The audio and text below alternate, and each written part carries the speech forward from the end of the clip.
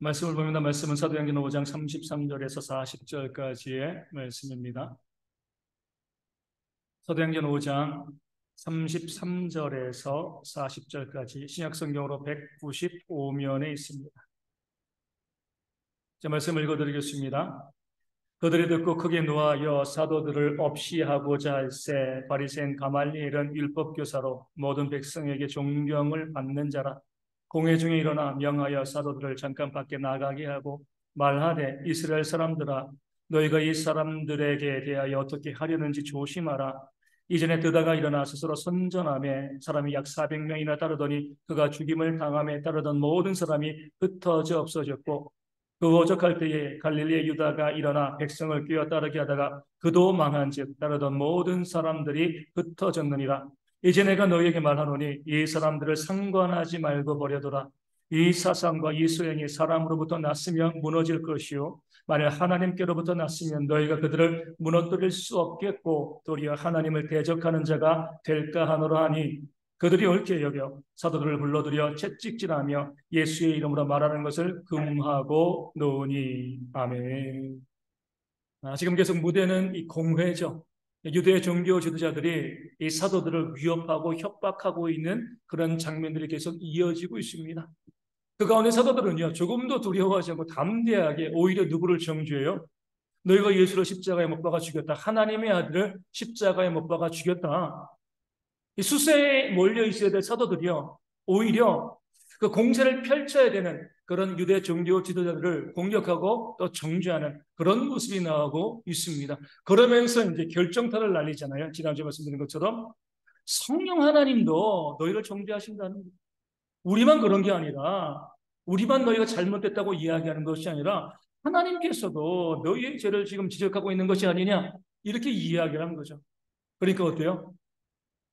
그 전까지도 화가 나 있었는데 그들이 정말 잘 섬긴다고 하는 하나님께서 하나님이 우리를 정죄한다, 우리에게 죄 있다라고 말씀하신다 이 이야기를 들으니까 이 종교 지도자들이 참을 수가 없는 겁니다. 아니 우리가 하나님을 얼마나 잘 섬기는데 우리만큼은 하나님 잘 섬기는 사람이 없는데 뭐 하나님이 우리를 정죄하신다고 화가 머리 끝까지 난 거죠. 말씀에 뭐라고 30절에 듣고 크게 누워요. 아주 화가 많이 났습니다. 그 다음 말씀이 좀 이상한 말씀이죠. 크게 누워요 뭐예요? 사도들을 없이 하고자 했어요. 죽이려고 했습니다. 사형을 시키려고 한 거죠. 예수님 사형시킨 것처럼 이 사도들도 그들이 너무나 화가 나가지고 사도를 죽이려고 했어요. 이게 말이 되는 건가요? 사형이란 건 뭐예요? 가장 최후의 형벌이잖아요. 그렇죠? 그럼 그 사형에 맞는 범죄가 있어야 됩니다. 그 죽을 만한 죄를 지어야지 사형을 받는 거잖아요. 그렇죠? 그렇지 않고 오늘 말씀에 있는 것처럼 내가 화난다고 사람 죽이면 되나요? 내가 화난다고 사람 죽이면 아마 우리 중에 저를 포함해서 아마 여기 없는 사람들도 많이 있을 거예요. 그렇죠? 살아가면서 가정에서 직장에서 뭐 동료 이웃 가운데 뭐 주차 문제 때문에 우리 다투는 일들이 얼마나 많이 있습니까? 내가 화를 내기도 하고요. 남이 나에게 화를 내기도 하는데 그렇게 화를 내는 것이 다른 사람을 죽일 수 있는 이유가 되어진다고 하면 얼마나 많은 사람이 죽겠습니까? 올해 지난 주간에도 좀 기가 막힌 사건이 있었잖아요. 경기도 광주에서. 주차 문제로 화가 난다고 해가지고 70 먹으신 그 어르신이 진검, 칼을 가지고 사람을 베가지고 그 사람이 죽었습니다. 화난 것은 이해할 수가 있어요. 그렇죠? 뭐 내용은 모르지만 그래 사람끼리 살다 보면 주차 문제 때문에 보면 저도 이제 그 문제로 다투는 경우도 있지만 그렇다고 해서 사람을 죽이면 되는 거죠. 그렇죠? 그 사람을 죽일 때 뭐 사형 선고를 내릴 때는요 그가 사형받을 수밖에 없는 죄의 목이 분명해야 됩니다. 이런 죄를 지었기 때문에 남을 이렇게 많이 죽였으니까 너도 사형 우리가 이해하죠. 말씀 가운데 나온 것처럼 크게 노하여 사도들을 없이 하고자 할 때 화났다고 사람을 죽이는 것은요 이건 말이 되어지지 않는 겁니다. 아무리 화나도요 화난만 화난 거고 사람을 죽이는 것은 전혀 다른 문제가 되어야 하는데 지금 유대 종교 지도자들은 그거 화가 나서 그 화 때문에 어떤 죄목도, 그러니까 33절에 죄가 없잖아요. 그렇죠? 죄명이 없어요. 오로지 화 때문에 사도들을 죽이려고 했습니다. 광기죠, 광기. 온전한 정신이라고 볼 수가 없는 겁니다. 그런 상황 가운데에서 갑자기 34절에 누가 나타나요? 바리새인 가말리엘. 이 가말리엘은 누구 편이에요? 사도들의 편인가요? 유대 종교 지도자의 편인가요? 유대 종교 지도자들의 편입니다. 그렇죠? 같은 공예 회원이에요. 그렇죠? 사도들의 편이 아니에요. 그러니 가말리엘이 가만히 있다가 그동안 그 논쟁 가운데 가만히 있다가 그 가말리엘이 등장하게 되어집니다. 이 가말리엘에 대해서 율법 교사로 모든 백성에게 존경을 받는 자다 이렇게 말씀하고 있습니다. 이 가말리엘은 누구의 스승이죠? 바울의 스승이죠. 그 당시 유대에서요 가장 유명한 학자 중에 한 명이었습니다. 이런 학자라고 하면 보통 논쟁에서는 벌써 나타나고 벌써 등장해야죠. 그렇죠? 뭐 옳다 그러다 이해하게 되는데 그 종교 지도자들과 이 사도들이 계속 논쟁하고 다투고 싸우는 중에 한마디도 않고요. 계속 지켜보고 있다가 갑자기 이 정점에 달았을 때 화가 나가지고 이 사도들을 죽이려고 하는 그 최정점에 가말리엘이 등장을 합니다. 그러냐 율법 교사였고요. 모든 사람들에게 모여 존경받았습니다. 율법 교사인 것은 중요하지 않습니다. 모든 사람에게 존경을 받았다는 게 중요해요. 모든 사람에게 존경받는 것이 쉬워요, 어려워요? 어렵죠. 아무리 훌륭한 사람도요, 안티가 있습니다. 비난하는 사람, 비판하는 사람, 적이 있어요. 여당 보면 어때요? 서로 못 잡아먹어지 이제 얀달이죠. 아무리 잘한 것이 있어도 인정해주지 않습니다. 무조건 내 편이 아니면 적인 거예요, 그렇죠? 이런 세상 가운데서 모든 사람에게 존경을 받는다. 이 모든 사람 가운데는 아마 사도들도, 이 교인들도 포함되어 있을 겁니다. 이 가말리엘은 믿는 자가 아니었어요. 바리새인이었습니다. 그럼에도 불구하고 그 당시 믿는 자들도 이 가말리엘을 존경했다는 겁니다. 어떻게 모든 사람들에게 존경을 받을 수 있을까요? 그것은요, 이 가말리엘이 치우치지 않았기 때문입니다. 어느 파에 속해 있긴 하지만 모든 것을 판단함이 있어가지고 기울어지지 않은 거죠. 객관적으로 판단하는 그런 사람이었던 겁니다. 그렇기 때문에 어때요, 가말리엘은? 말씀드린 것처럼 계속 공회에서 이 사도들을 정죄하고요. 또 유대 종교 지도를 정죄하는 이 다툼과 싸움 가운데 한 발을 물러서서 그들의 모든 이야기를 듣고 있는 겁니다. 나서지 않는 거예요. 무엇이 옳은가 바라보고 있다가 이제 나서야 될 때, 판단이 섰을 때 나가서 오늘 이야기를 시작하고 있는 것입니다. 그러면서 가말리엘이 가장 먼저 무엇을 이야기하는 거죠? 가말리엘의 존경받을 수 없는 그 증거가 우리 34절에 나옵니다. 이렇게 이야기합니다. 이 사도들에게 어떤 명령을 내리냐면 잠깐 밖에 나가게. 잠깐 이 자리에서 너희가 나가라. 이 공회에서 나가라. 가말리엘이 명령하죠. 이게 가말리엘의 이 지혜입니다. 그가 존경받는 모습이죠. 왜 나가겠어요? 왜 사도들 나가겠습니까? 쟤들 내보내고 야 우리끼리 착각해가지고 죽이자 이러기 위해서 내보낸 게 아니죠. 왜 내보냈어요? 화를 가라앉히고 공회 가운데 계속 싸우고 있는데 그 사도들이 있으면 어때요? 우리 싸우는 사람이 눈에 보이면 어때요? 못 싸우죠. 안 보이면 잠잠해지죠. 가멜레리 바라본 것이 그것입니다. 여기에 사도들이 있고 내가 무엇인가 이야기하면 이 감정이 서로 극단으로 치닫기 때문에 내가 어떤 이야기를 해도 이 사람들이 안 들을 거야. 이것을 안 봅니다. 먼저 그 공회 가운데 사도들을 빼내고 나니까 어때요? 자기들끼리 있는 거잖아요. 있어가지고 서로 부딪혔던 사람들이 한쪽이 사라져 버리니까 감정에 잦아드는 겁니다. 냉정해지는 거죠. 이것을 위해서 가말리엘은요 사도들을 피하게 만든 겁니다. 그들을 위하는 게 아니에요. 객관적으로 바라보고 치우치지 않게 평가하기 위해서 그의 논리를 사람들에게 온전히 증거하기 위해서 잠깐 밖에 나가 있어. 이렇게 이야기하고요. 남아있는 공회 회원들에게 이야기를 시작하는 겁니다. 정말 지혜로운 거죠. 우리도 마찬가지예요. 부딪힐 때 보면 더 붙입니다. 부부싸움 할 때 보면 부딪히죠. 뭐 해야 돼요? 피해야 돼요. 교회 가운데서 어떤 문제가 발생할 때 즉각 부딪히면 옳고 그름이 문제가 없습니다. 다 피해를 보는 거죠. 잠시 뭐예요? 그 죄를 피하는 것이 지혜입니다. 가말리엘이 그 지혜를 보여주고 있는 거예요. 너희는 잠깐 나가 있어. 그렇게 해서 공회 회원들, 유다 종교 지도자들이 마음이 좀 잔잔해지니까 그 다음에 비로소 이야기하는 거죠. 뭐라고 이야기해요? 35절에 어떻게 하려는지 너희 조심해. 지금 이들은 흥분돼가지고요, 화나가지고요, 죽이려고 합니다. 우리가 저 사도들을 죽여야 돼. 그런 상황 가운데서, 그런 흥분된 상황 가운데서 너희가 이렇게 하는 거 조심해라고 이야기하면 씨알이 먹히겠습니까? 안 들리죠, 그렇죠? 사도들이 나가고 감정이 줄어드니까 조금 냉정해지니까요. 너희가 그 사람을 죽이려고 하는 것, 사도들을 죽이려는 것 좀 조심해서 하자. 이 말이 먹혀 들어가는 겁니다. 그러면서 왜 조심해야 되는지 논리를 내세우죠. 이렇게 이야기합니다. 예전에 드다가 일어났고 갈릴리 유다가 일어났어.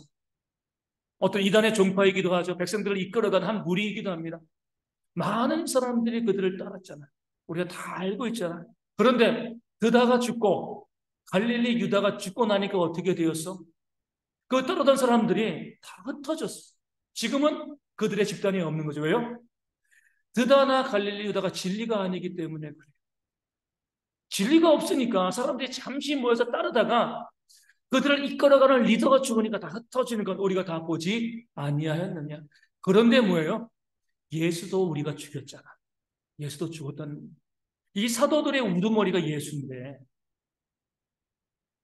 예수도 죽었는데 우리가 죽였으니까, 이건 부정할 수 없죠. 그들이 죽였으니까, 부활을 믿지 않으니까 우리가 예수를 죽였는데, 그러면 예수가 죽으면 이 무리도 진리가 없으면 드다나 갈릴리도처럼 사라질 것이 아니냐, 소멸될 것이 아니냐, 우리가 손대지 말자라고까지 이야기합니다.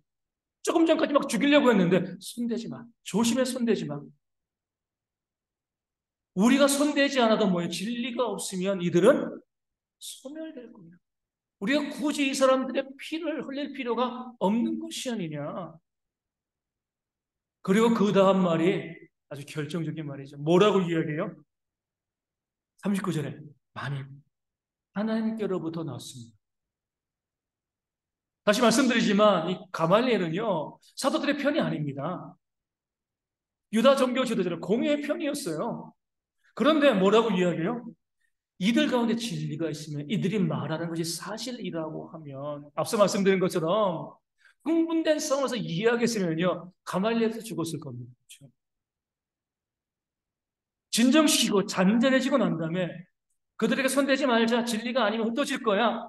그 다음에 그런데 만약 그들이 진리, 우리가 그들을 대적하면 우리가 하나님을 대적하는 것이 아니겠느냐. 뒤에서 가말리엘이 들어보니까 그들의 논쟁 가운데 그가 앞서서 그 논쟁에 참여했으면 그도 감정이 흥분돼 가지고요, 옳고 그름을 분별하지 못했을 건데 한 걸음 뒤로 물러나 가지고 그 모든 논쟁을 다 천천히 듣고 본 거죠. 사도들의 이야기도 들은 거죠. 아, 저들의 이야기가 진짜라고 하면 우리가 저들에게 대적하면 하나님께 대적하는 것이 아니겠느냐. 그러면 얼마나 큰 죄. 우리가 뭐예요? 그들을 가만히 있죠. 손대는 것이 우리에게 유익하지 아니하다. 40절에 어떤 반응이 나와요? 그들이 옳게 여겼다. 33절에서는요, 사도들 없이 하고 죽여 하던 사람들이 이제는 가만히 나옵니다. 변했습니다. 변화하게 만든 거죠. 누가요? 빨리. 채찍질하고 위협했지만 그 사도들을 죽이지 않습니다. 오늘 말씀에는요, 두 종류의 사람이 나옵니다. 다른 편은 아니에요. 같은 편이에요. 그렇죠? 다른 편이 두 종류라면 뭐 좀 그렇지만 같은 편 안에서 두 종류의 사람이 나오죠. 한 종류는요, 감정에 따라 움직이고 판단하는 사람. 유다의 종교 지도자들이죠. 사도를 죽이려고 했던 자들이죠. 또 한 종류의 사람은 가말리엘이에요. 이성으로 감정을 절제할 줄 아는 사람이었습니다. 누가 이겼습니까? 가말리엘이 이겼고 가말리엘이 옳은 거죠. 그렇죠? 이 말씀이 중요한 것은요, 우리의 순종에 이 말씀이 연결되어지기 때문에 그래요. 순종이 정말 중요합니다. 왜 순종이 중요해요? 왜 우리가 순종해야 돼요? 순종해야지 하나님께서 우리 가운데 주시는 은혜와 복을 누리게 되어 있습니다. 우리 보면요, 좀 잘못된 신앙생활 하시는 분들이 많이 있어요. 무조건 하나님께 은혜 복 달라고 기도합니다. 뭐가 같냐면, 뭐 요즘 많이 없어졌지만, 길거리에 자판기가 가지고요, 자판기를 막 두드리는 사람들이죠. 내가 더운데, 너무 더운데, 시원한 음료수 안 내놓는다고 막 두드리는 거예요. 그러면 자판기가 무서워가지고 음료수를 내놓습니까?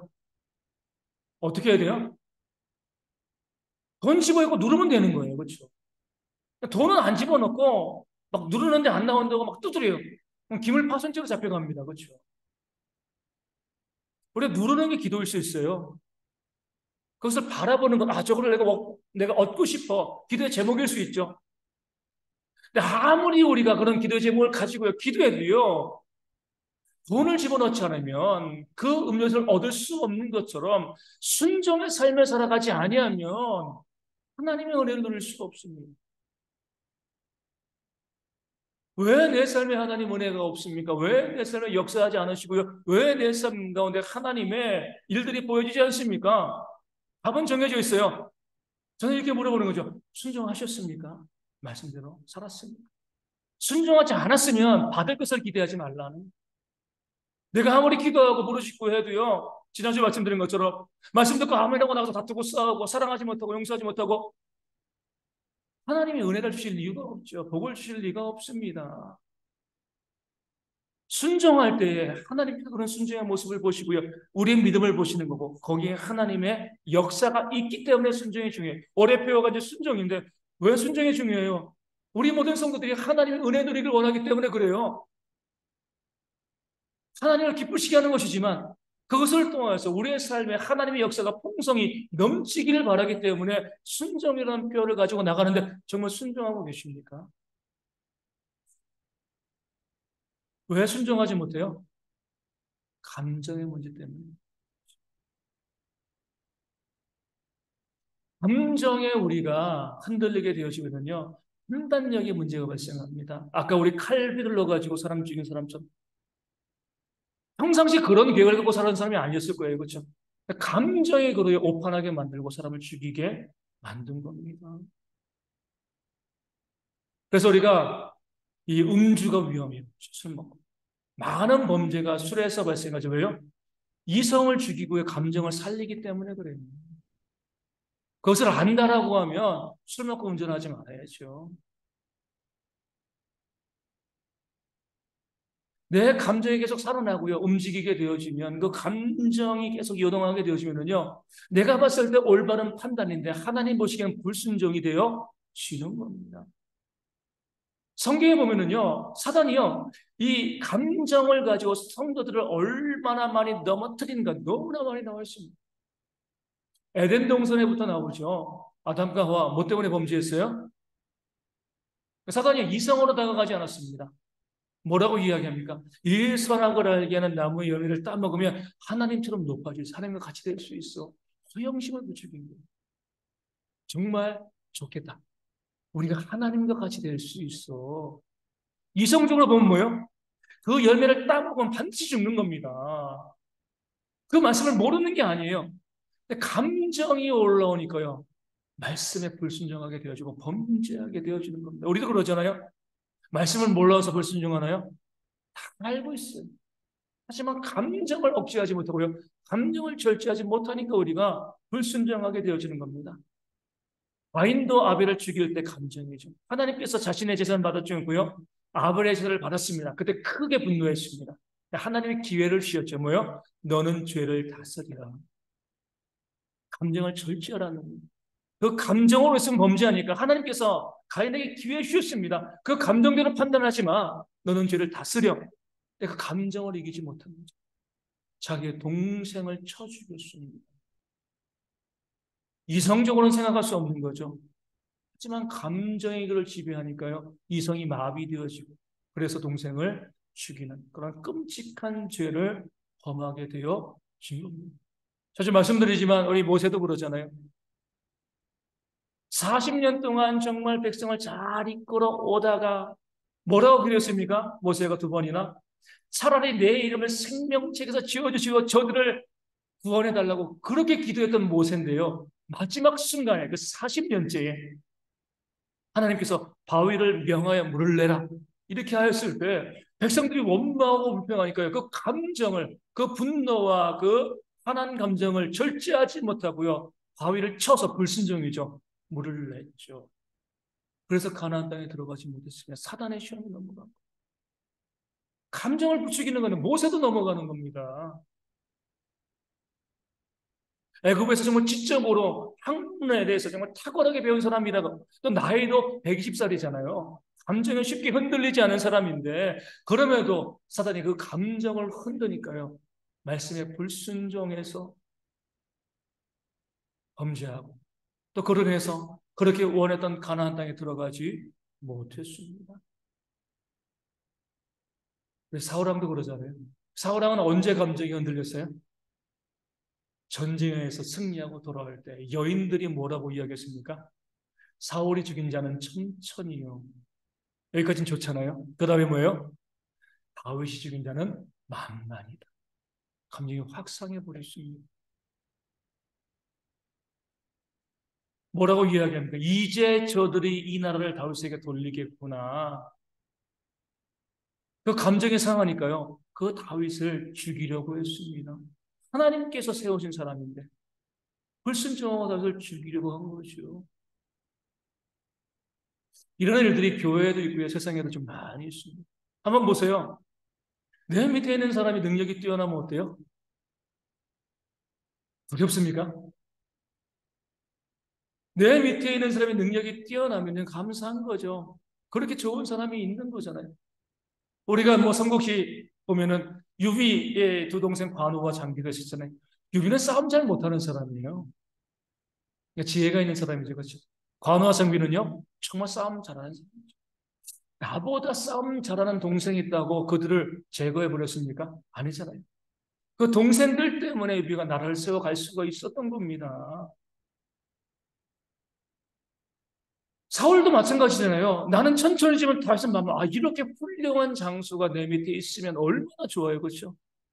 나라에 얼마나 큰 도움 되겠습니까? 그렇다고 다윗이요. 그때는 그 이 사울왕의 왕위를 노리고 있는 건 아니었잖아요. 다윗은 사울왕이 죽기까지 기다린 거지 사울왕을 제거하려고도 하지 않았습니다. 교회에 보면 그런 경우 있잖아요. 목사님들이 교회 목회하는데 정말 담임 목사보다 더 설교 잘하는 이 부목사 또 성품도 좋고 능력 있는 부목사가 있어요. 그럼 어떻게 해요?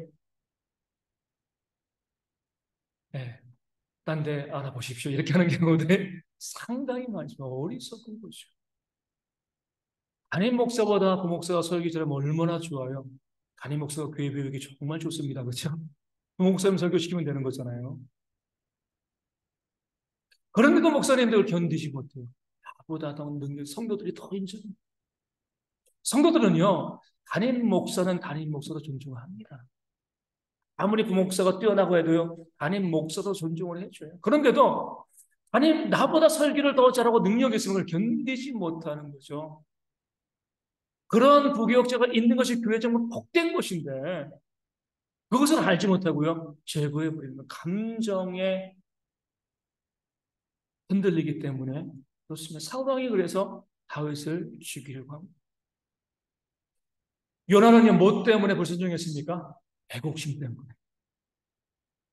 하나님께서 니느웨로 가라고 하셨는데 니느웨는요 자기의 조국인 이스라엘의 적국이었거든요. 너무나 미워하는 나라였어요. 그 나라 가서 왜 내가 복음을 증거합니까? 그 애국심 때문에 그 감정 때문에요. 니느웨로 가지 아니하고 어디로요? 불순종하고 다시스로 가죠. 감정의 말씀을 불순종하게 만듭니다. 오늘 우리도 마찬가지입니다. 일본은 묘한 나라죠. 그렇죠? 하지만 우리가 일본을 어떻게 바라봐야 돼요? 사랑해야죠. 그렇죠? 원수도 사랑하라고 했으니까. 원수니까 사랑하는 거예요. 그렇죠? 원수니까. 그 나라가 멸망하고 그 나라 가운데도 지성 있는 사람들이 있고요. 또 바르게 생각하는 사람들 참 많이 있습니다. 무조건 일본이니까 미워하고 없어져야 돼. 이것은요. 하나님 믿는 사람들의 올바른 판단이 아닌 거죠. 그들이 잘못한 건 물론 회개해야죠. 그렇죠? 식민 지배한 것들, 우리나라를 갖다가 힘들게 하는 것들 회개해야 되지만 그렇다고 해가지고 그들에 대해서 무한정한 증오를 갖는 것은요. 하나님 보시기에 합당하지 않는 겁니다. 그럼에도 불구하고 무조건 그 나라는 멸망해야 돼. 누구예요? 요나의 마음을 갖는 거예요. 애국심이지만 하나님의 마음은 그 애국심 때문에 요나는요 말씀 가운데 불순종했습니다. 신약이 오게 되어지면 불순종의 대명사가 이제 바로 베드로죠. 마태복음 16장에서 주님께서 이 반석 위에 내 교회를 세우리라 복된 말씀을 주시고 난 다음에 내가 고난받고 내가 십자가에 달려 죽을 것이다라고 그 죽음을 처음으로 말씀하시고 예언하셨습니다. 그때 베드로가요 화가 나가지고요 주님을 꾸짖으면서 주여 그리마옵소서 이 일이 주님께 미치지 아니하리이다. 하나님의 뜻, 그 대속의 사역을 그거 막으려고 있습니다. 하나님의 뜻에 완전히 불순종한 거죠. 그러니까 주님께서 뭐라고 말씀하신 거예요? 사탄아 내 뒤로 물러가. 베드로에게. 감정 때문에 그 감정으로 판단하고 나갔을 때 그 뒤에 반드시 뭐가 있다는 거예요? 사탄이 있다는 거예요. 사탄이. 사탄아 내 뒤로 물러가라. 너는 나를 넘어지게 하는 자로다. 하나님의 뜻을 부정하는 자가 되는 거죠. 내가 하나님의 일을 생각하지 아니하고 이성으로 바르게 판단하지 않고 사람의 일을 생각하는데 감정이 움직였다는 거예요. 네가 봤을 땐 그것이 올라 보이지만 그건 감정의 판단이야. 잘못된 거야. 성경을 보면은요. 하나님의 일꾼들이 왜 넘어지는가? 왜 불순종하고요? 왜 하나님의 진노를 받는가? 그 사단이 그 감정을 부추길 때 거기에 넘어가기 때문에 그래요. 그때 무너지기 때문에 그렇습니다. 불순종의 그런 모습으로 나오게 되어지는 거죠. 그렇기 때문에 우리 가운데 이 감정적인 분들은 좀 조심하셔야 돼요. 항상 잘못된 판단을 할 가능성이 있습니다. 하지만 감정적인 뿐만이 아니죠. 모든 사람 마찬가지입니다. 감정이 없는 사람이 어디 있어요? 그렇죠? 똑같아요. 나는 좀 이성적이니까 그런 사단의 시험 가운데 넘어가지 않겠지. 착각입니다. 우리 겟세마네 보면은요, 우리 주님께서 기도하셨습니다. 처음에 뭐라고 기도하신 거죠?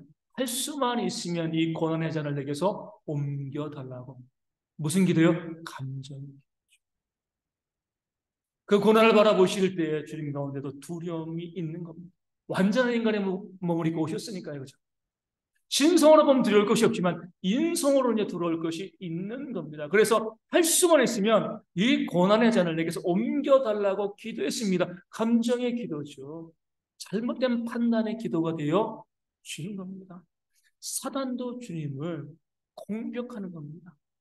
광야에서 40일간 금식 기도했을 때도 가장 먼저 누가 찾아왔어요? 사단이 찾아와서 그 감정을 건드리잖아요. 겟세마네에서 사단이 찾아와서 주님의 감정을 건드리는 겁니다. 주님도 그런데 그런 완전한 지혜 하나님도요. 그렇게 그 감정에 흔들림이 있는데 우리라고 내가 얼마나 이성적이라고요? 나는 괜찮아. 그 착각입니다. 주님께서는 그 다음에 뭐라고 기도하신 거죠? 그러나 나의 원대로 마옵시고 아버지의 원대로 하옵소서. 이성으로 바른 판단을 가지고 그 감정을 절제하는 거죠. 하나님의 뜻이 이루어지기를 소망합니다. 어떤 사람도요, 그 감정의 문제 가운데 자유로울 수 없습니다. 그러니까 사단이 우리 가운데 이기고 승리하고 우리가 불순종하는 일들이 그렇게 많이 벌어지고 있는 거예요. 자꾸 넘어지고 자꾸 문제가 발생하게 되어지는 겁니다. 그럴 때 우리가 어떻게 하면 이 감정의 문제 가운데서 우리가 올바른 이성으로 바르게 판단하고 또 순종의 삶을 살아갈 수 있겠습니까? 어떻게 하면 되는 거죠? 한 걸음 뒤에 물러서 한 템포만 놓치는 거죠. 그래서 성경의 표현하면 내 입술에 모여 파수꾼을 세우는 겁니다. 어떤 문제가 발생했을 때, 어떤 일이 벌어졌을 때, 막 속사포처럼 나오시면 안 된다는. 가말리엘은요, 왜 이렇게 지혜롭게 또 객관적으로 판단할 수 있었는가? 그 싸움에 말려들지 않았습니다. 모든 건 다 듣고요. 한 걸음 뒤에서, 비록 그런 유대 종교 지도의 편이었지만, 객관적으로 뒤에서 바라보면서 이 사람들은 어떤 이야기를 하고 사도들은 어떤 이야기를 하는가 다 들어보고 그 다음에 가장 늦게 뭐예요? 그 입을 열어가지고 무엇이 옳은가 판단하고 이야기하고 있는 겁니다. 그는 믿지 않은 사람이었지만 믿지 않은 사람들에게도 하나님의 지혜가 있는 거죠. 그 지혜 가운데서 감정으로 판단하지 않고요. 이성으로 판단했을 때 그 사도들을 죽이지 않고 살리는 그런 하나님의 역사 가운데 이 가말리엘이 적극적으로 동참할 수 있게 되어 주는 겁니다. 우리 가운데도 그런 지혜들이 있어야 되는 거죠. 우리 주님께서도 항상 이 방법을 많이 사용하셨습니다. 가늠하다가 현장에 잡혀온 여자가 있었잖아요. 사람들이 이렇게 주님께 요구합니다. 이 여인을 어떻게 할까요? 돌로 쳐 죽일까요? 어떻게 할까요?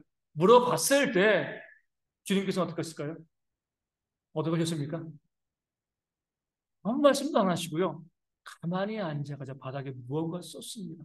뭘 썼는지 아무도 몰라요.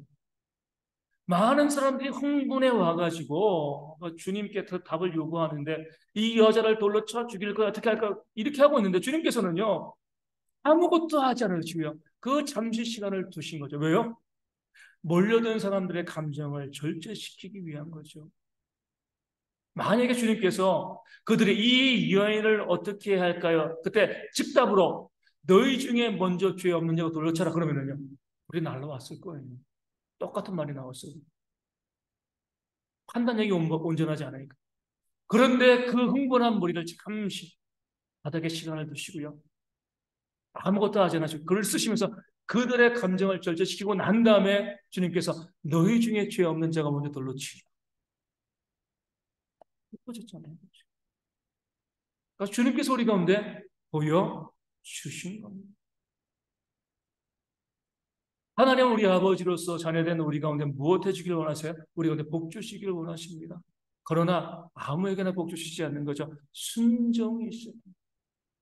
그 순종을 위해서는 여러분들 우리 삶 가운데 계속 감정적인 부분들이 다가올 때 여러분 즉각 입을 열고 이야기하거나 행동하지 마세요. 잠시 그 자리를 피하고 기도하고 말씀을 묵상하고 하나님의 뜻이 무엇인가 생각하셔야 됩니다. 그리스도인은요 생각하는 사람.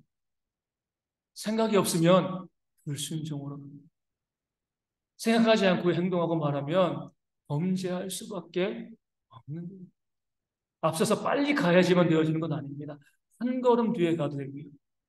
한 템포 늦추는 것이 우리 가운데 지혜가 되어 지는 겁니다. 그럴 때 하나님의 은혜의 역사가 우리 가운데 충만하게 일어나게 되어질 줄로 믿습니다. 이 한정 우리 모든 성도들이 한번 도전해 봤으면 좋겠습니다. 오늘도 그러고 예배 후에도 이 한 주간 계속 사단이요 우리의 감정을 흔드는 일들을 계속 우리 가운데 놓을 거예요.